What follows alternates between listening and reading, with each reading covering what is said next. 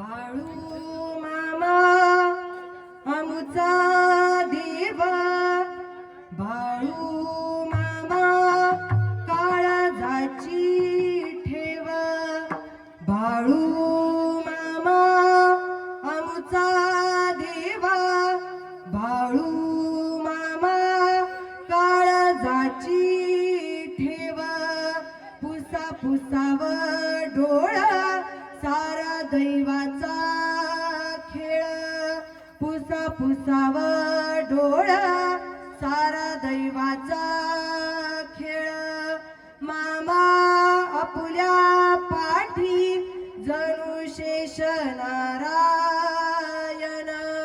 मामा आपुल्या पाठी जणू शेष नारायण, बाळू मामा आमचा देवा, बाळू मामा काळजाची ठेवा, बाळू मामा मी शरण आलो तुम्हा पाया,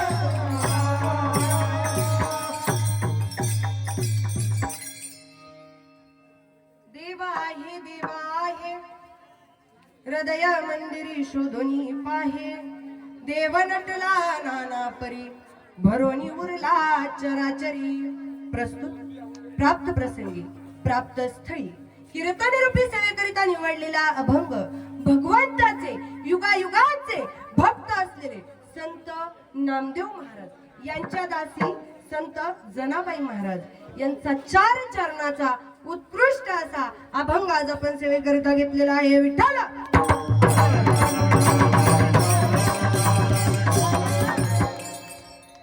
अभंगाचा प्रतिपाद्य विषय असा आहे की देव आहे, देव आहे, देव आहे, परंतु हृदय मंदिर शोधण्याची काय गरज आहे. देव तर मंदिरात आहेच, परंतु आपल्या अंतःकरणामधील बाळूमामा जागे करण्याची काय गरज आहे. देव आहे, देव आहे, हृदय मंदिरी शोधून पाहे. तो कसा आहे? तो नटलेला आहे, निराकार आहे, तो अनेक रूपांनी नटलेला आहे आणि या चराचरामध्ये तो भरून उरलाय. देव नटला नाना परी भरोनी उरला चराचरी, या चराचरामध्ये तो भरून उरलेला आहे. भक्तासाठी तो काय झालाय? लाचावलाय, वेडा झालाय, भक्तासाठी वेडा झालाय. परंतु भक्त देवासाठी वेडे होण्यासाठी तयार आहेत का? तयार आहेत का बाबा? तयार आहेत का? नाही ना. भक्तांनी भगवंताकरिता वेडा झालं पाहिजे, परंतु आपण वेडे होतो तिसऱ्याच गोष्टीसाठी.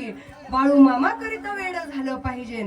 भक्त देवाकरिता वेडे झालेत, परंतु भक्त देवासाठी वेडे होण्यासाठी तयार नाही. देव भक्तासाठी वेडे झालेत.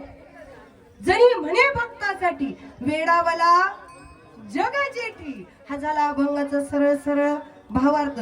आता कीर्तन संपवलं तरी चालतंय का?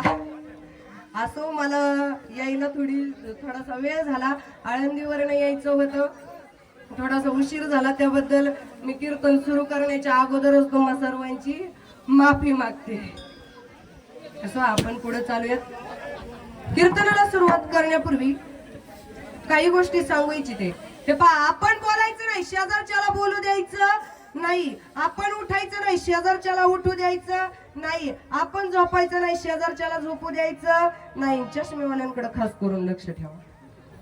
चष्मेवाले म्हणते ना, आली का बाई आमच्याकडे?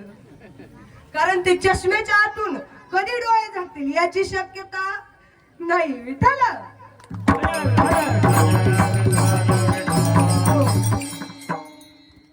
कीर्तनाला सुरुवात करण्यापूर्वी हे पहा, जेवढं महत्व कीर्तन करायला आहे ना, तेवढंच महत्व तुम्हा सर्वांना देखील आहे. ते कसं, एखादी बिल्डिंग तयार करायची म्हटलं ना, तर स्ट्रॉंग पिलर लागतात. मला सांगा बाबा, इकडे लक्ष द्या.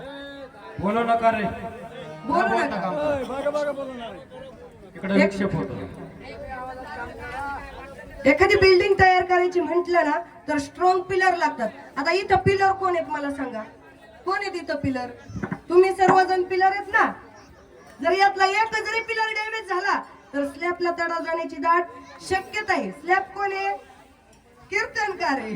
महाराजांनी सांगितलं बघा, स्लॅब कोण आहे? कीर्तनकार आहे. माझं इथं कीर्तन चालू आहे, पण मृदुंगाचार्य नसते, कीर्तन होणार आहे का? आज होईन का कीर्तन? होईन का? नाही होणार ना. म्हणून जेवढं महत्व कीर्तनकाराला आहे, तेवढंच मृदुंगाचार्यांना देखील आहे, तेवढंच गायनाचार्यांना देखील आहे, तेवढंच पेटीवादकांना देखील आहे, तेवढंच टाळकऱ्यांना देखील आहे, तेवढंच विनेकऱ्यांना देखील आहे, तेवढंच तुम्हा सर्व श्रोत्यांना देखील आहे. आता माईक सिस्टीम वाले दादा म्हणते ना, आम्हाला विसरलात काय? त्यांचं तर मेन काम आहे इथं. तेवढंच महत्व त्यांना देखील आहे. म्हणून जेवढं महत्व कीर्तनकाराला, तेवढंच तुम्हा सर्व श्रोत्यांना देखील. विठ्ठला कीर्तनाला सुरुवात करण्यापूर्वी थोडासा परिहार देणे हे कीर्तनकाराचे आद्य कर्तव्य असते. पवित्र नाम पवित्र. साल्टे या गावामध्ये मामांचं तळ आलेलं आहे. या ठिकाणी अहो, मामांचं तळ असं कुठं पण जात नाही बरं का. ज्या गावाचं भाग्य आहे ना, त्याच गावात माझ्या मामांचं तळ येतं बरं का. लागली या चाहूल मामा, उमटल पाऊल. लागली या चाहूल मामा, उमटल पाऊल. मामा तुम्ही येण केलं हो, मामा तुम्ही येण केलं हो. तुमच्या येण्यानं जीवनाचं सोनं झालं हो.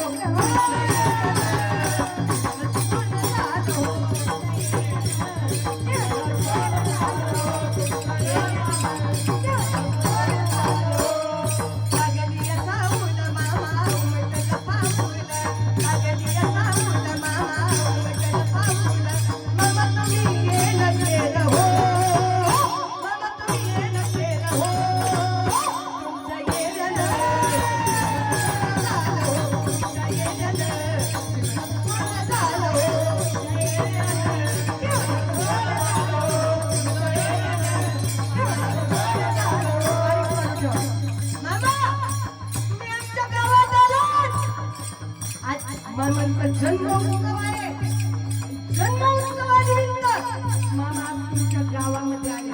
खरंच तुमचं भाग्य आहे. भाग्य उजाले भाग्याचा आणि अवघी चिंता वारली. मामाचं तर असं कुठेही जा नाही. तुमच्या गावाचं भाग्य लई आनंदाला मामा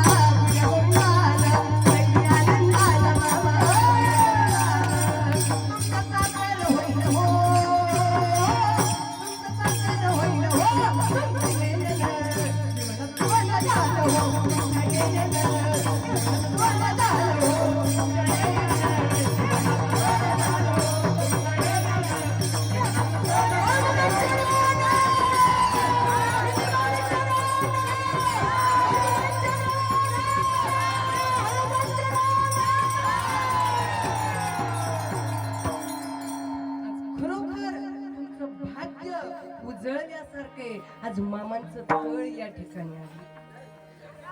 असं कोणाच्याही गावात जात नाही दादा मामांचं तळ. माझे मामा कोणालाही भेटायला जात नाही. ज्याचं भाग्य आहे ना त्यालाच भेटण्याकरिता माझे मामा येते. आज मामा या ठिकाणी नाहीत, परंतु त्यांची कीर्ती आज ते या ठिकाणी आहेत हे सिद्ध करून देतात. बघा कसं देतात. ज्याला जो मुकाय ना त्याला सुद्धा वाचा देण्याचं काम जर कोण करत असेल ना तर ते म्हणजे माझे बाळू मामा आहेत. मी बाळूमामांच्या बग्ग्यावरती कीर्तन करायला गेलते बघा 10 नंबर बग्ग्यावरती. त्या मुलाला बोलताही येत नव्हतं. 1.25 महिने मामांची सेवा केली, त्या मुलाला बोलता येऊ लागलं. एवढं महात्म्य माझ्या बाळूमामांचं आहे.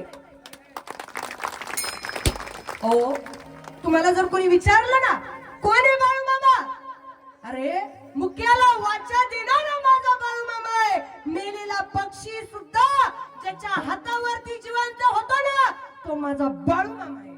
बोला बोला बाळूमामाच्या नावानं, बाळूमामाच्या नावानं, बाळूमामाच्या नावानं. आज त्यांचा जन्म उत्सव आहे. मला सांगा मामांचा जन्म कधी झाला? आज झाला ना. किती वाजून किती मिनिटांनी? 4 वाजून किती 23 मिनिटांनी. वा तुम्हाला माहिती, एकदा तुमच्यासाठी एकदा जोरदार टाळ्या वाजवा. मामा अवतार कोणाचे? महादेवाचा अवतार आहे. रुद्राचा अवतार थोर ह्यो राहतो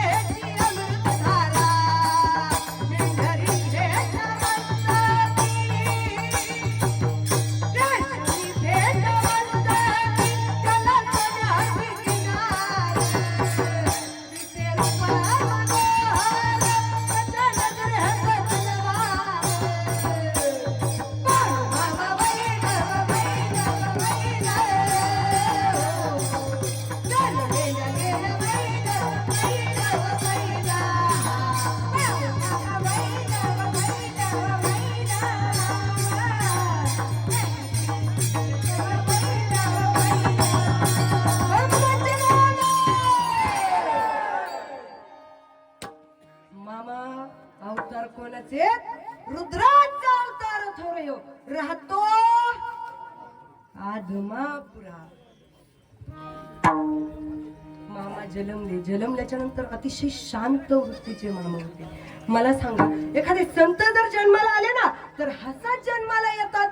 सामान्य मुलगा जन्माला आला तर रडत जन्माला येतो. मामा शांत जन्माला आलते. त्यांच्या आई वडिलांना कळलं ना की हा बाबा नेमकं संत आहे का सामान्य आहे, काहीच कळेना. लहानपणापासून मामा अतिशय शांत होते.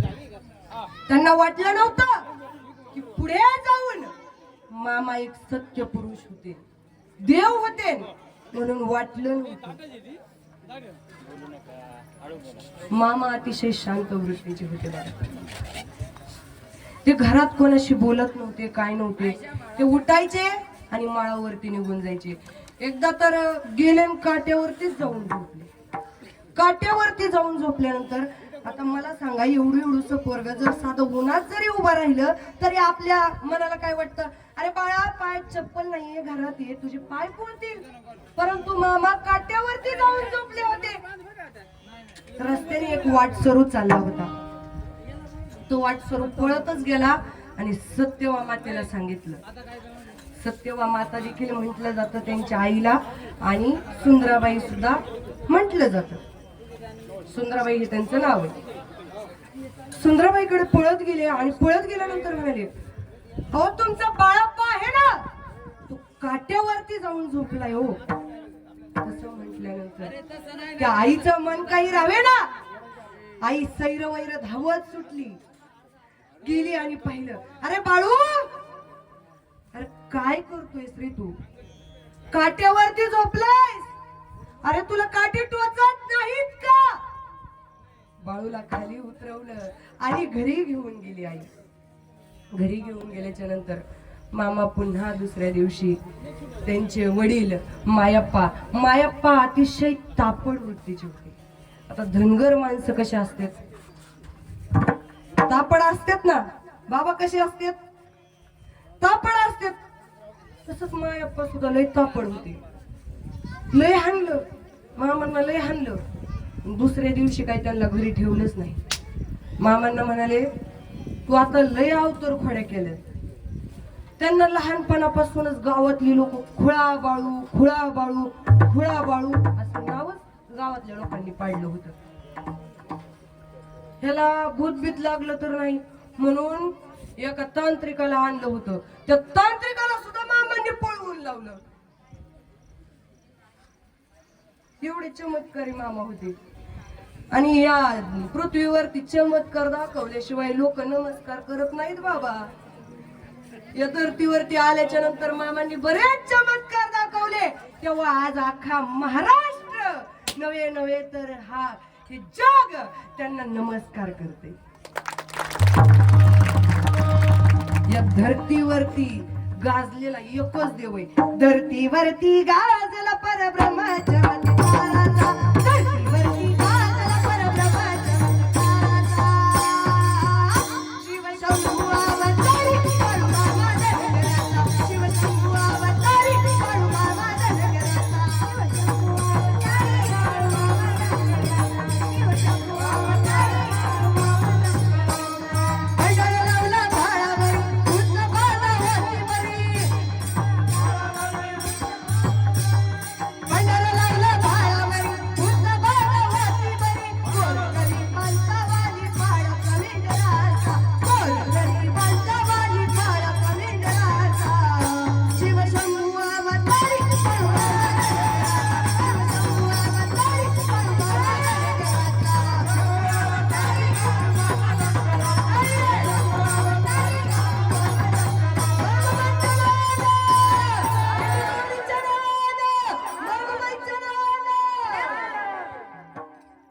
धर्तीवरती आल्याच्या नंतर मामांनी बरेच चमत्कार दाखवले.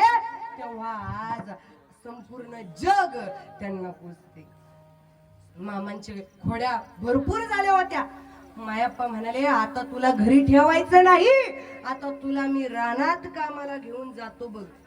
मामांना रानात कामाला घेऊन गेले. 7-8 वर्षाचा मुलगा, 7-8 वर्षाचा मुलगा काय काम करणार हो. तरी सुद्धा मामांना मायप्पानी कामाला नेलं राहणार. कामाला नेल्यानंतर तडाख्याचं ऊन पडलेलं होतं आणि त्या भर उन्हामध्ये मामा बांधाला हळूहळू हाताने त्या युल्या हाताने बांधाला माती सरकवतात.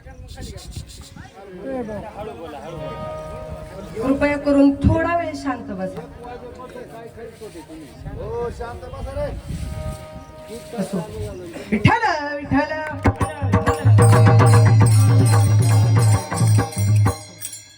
ते इवलेशे कोमल हात, त्या कोमल हाताने मामा बांधाला हळूहळू माती सरकवत होते. आणि ती माती सरकवत असताना मामांच्या हाताला फोड आली होती.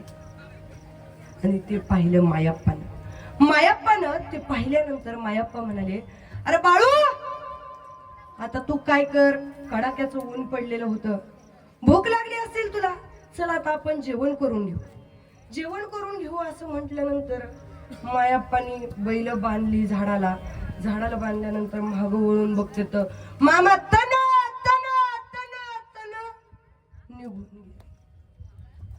निघून गेल्यावर ह्या मायप्पाचं तळपायाची आगच मस्तकाला गेली ना. मायप्पा शोधत चालली, बाळप्पा काही सापडेना. गावात गेले, हाका मारू लागले, बाळप्पा, अरे कुठं गेलास रे तू.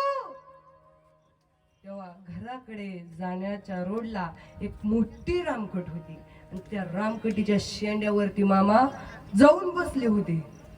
रामकटीच्या शेंड्यावर तसा हाक मारत असताना मायप्पा म्हणाले, बाळप्पा, अरे कुठं गेलायस रे तू. वरून आवाज आला, बा, मी इथं हाय रे. असं म्हणल्यानंतर मायप्पानं वर बघितलं तर मामा कुठं रामकटीच्या शेंड्याला जाऊन बसलेत. म्हणजे मायप्पा म्हणाले, अरे बाळप्पा, अरे खाली उतर की रे. आता मला सांगा, विश्वाच्या मालकाला जर ओरडून बोललो तर तो ऐकणार आहे का? त्याच्या समोर नमस्कारच करावा लागेल ना. शेवटी मायप्पानं हात जोडले, बाबा बाळू आता तरी खाली उतर. मामा खाली उतरले.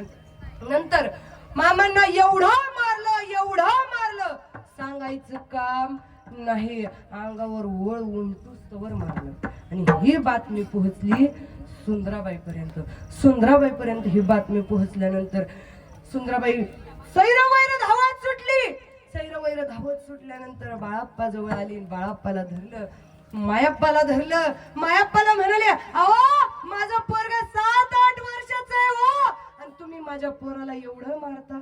मरण की होती पोरग.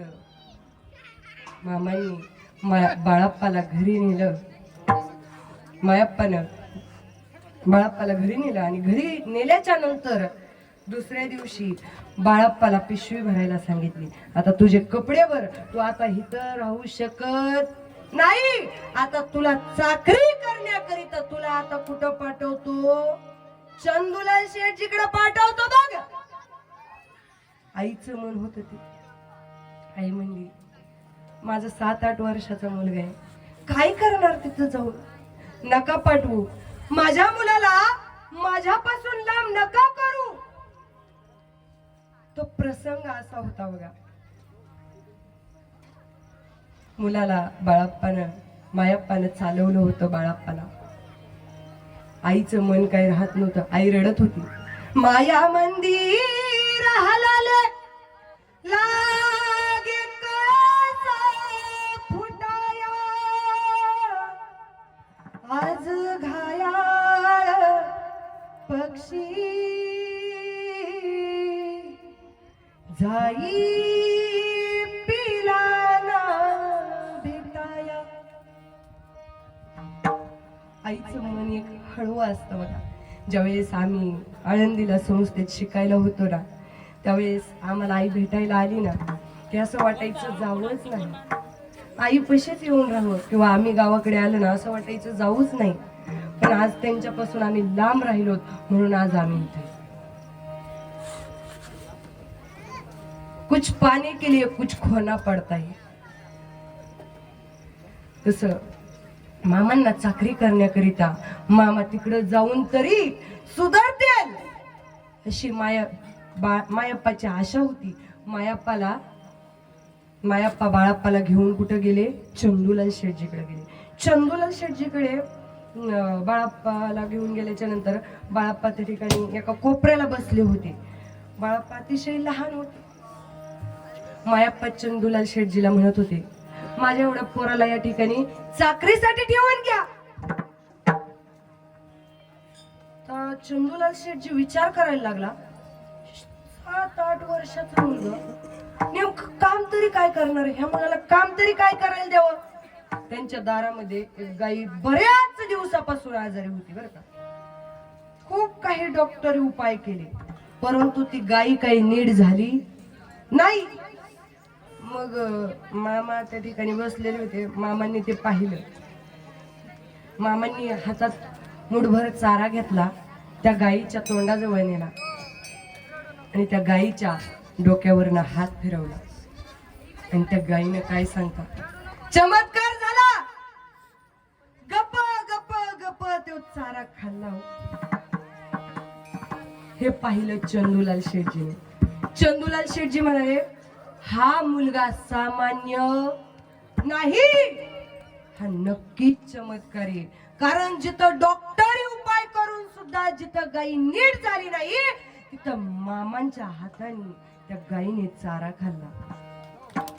वैद्यांची ना चाले जिथे मामा उपाय तिथे. जिथं वैद्य सुद्धा हात टेकतात, जिथं डॉक्टर सुद्धा हात टेकतात ना, तिथे माझ्या मामांचा गुण येतो बघा. त्या गाईनं चारा खाल्ल्यानंतर चंदूलाल शेठजी म्हणाले, काय नाही, मी मामांना या ठिकाणी ठेवून घेतो. तसं म्हणल्यानंतर मायाप्पा म्हणाले, काही नका देऊ, मला तुमचा 1 रुपया सुद्धा नको, फक्त पोराला घालण्यासाठी कपडे, खायला ताट आणि पाणी प्यायला तांब्या तेवढा द्या आणि झोपायला जागा द्या. माझ्या मामांना त्या चंदूलाल शेठजीनी गोठ्यात जागा दिली हो, झोपायला गोठ्यात, जिथं गायांना बांधतात त्या ठिकाणी झोपायला जागा दिली. आणि खायला पण ताट असं दिलं, त्याला छिद्र पडले होते. आणि पाणी प्यायला तांब्यात असा दिलता, इकडून तिकडून चेपल्याला पाणी प्यायला तांब्या दिला. संतांनी लय कष्ट सोसले, लय वेदना सोसल्या, तेव्हा आज संतांना जग मानते बर का. मामांनी सुद्धा खूप सोसलं, लय लोक काय काय बोलायचे, तरी सुद्धा मामांनी ते सहन केलं, म्हणून आज मामांना लोक नमस्कार करतात. मामा सकाळ झाली, सकाळ झाल्यानंतर मामांनी खांद्यावरती घोंगडी टाकली, कपाळी भंडारा लावला आणि डोक्याला फेटा बांधला. काय मामांचं रूप होतं बघा, एवढं सुंदर रूप होतं, एवढं सुंदर रूप आहे ना माझ्या मामांचं. त्यांच्या एकदा नजरेत नजर घालून समाधी लावून बसा, तुम्हाला समाधी लागल्याशिवाय राहणार, एवढं सुंदर रूप माझ्या मामांचे. कसं आहे ऐका, अरे गुलाबी गुलाबी मामाचा फेटा, गुलाबी गुलाबी मामाचा फेटा,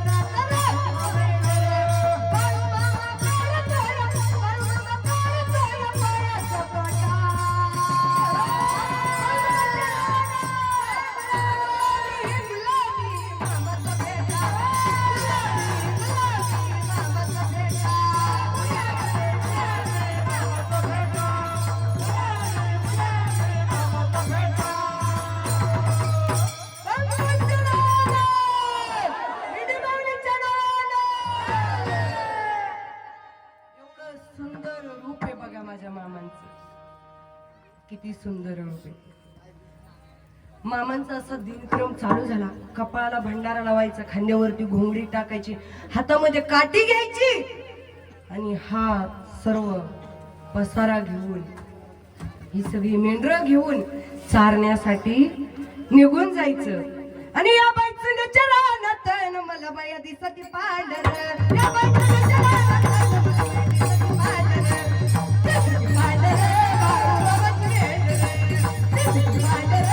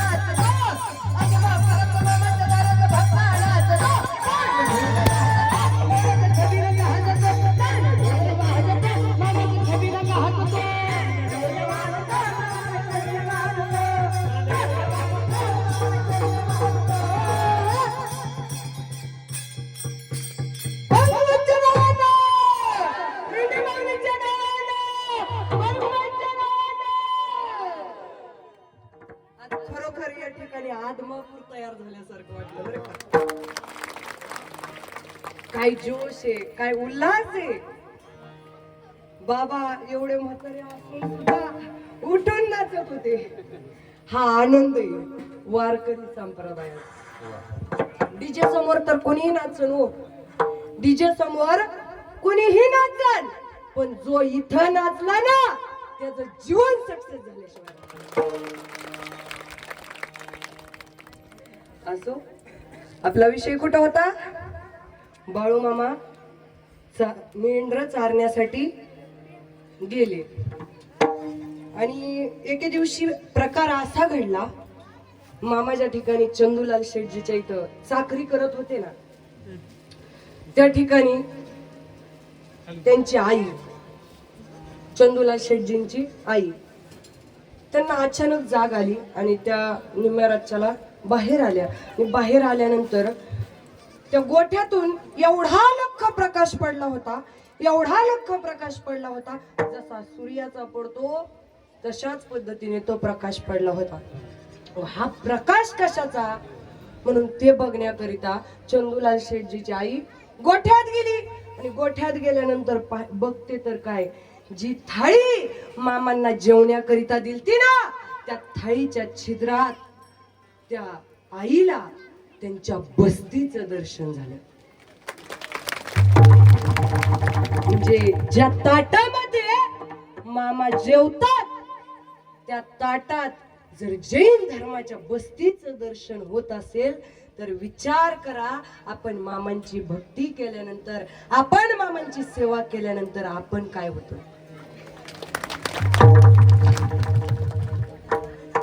तुम्ही या ठिकाणी आलात ना, मला बाकी काही म्हणायचं नाही, तुम्ही या ठिकाणी आलात ना, तुम्ही मामांना सांगू नका तुमची संकट किती मोठी आहेत.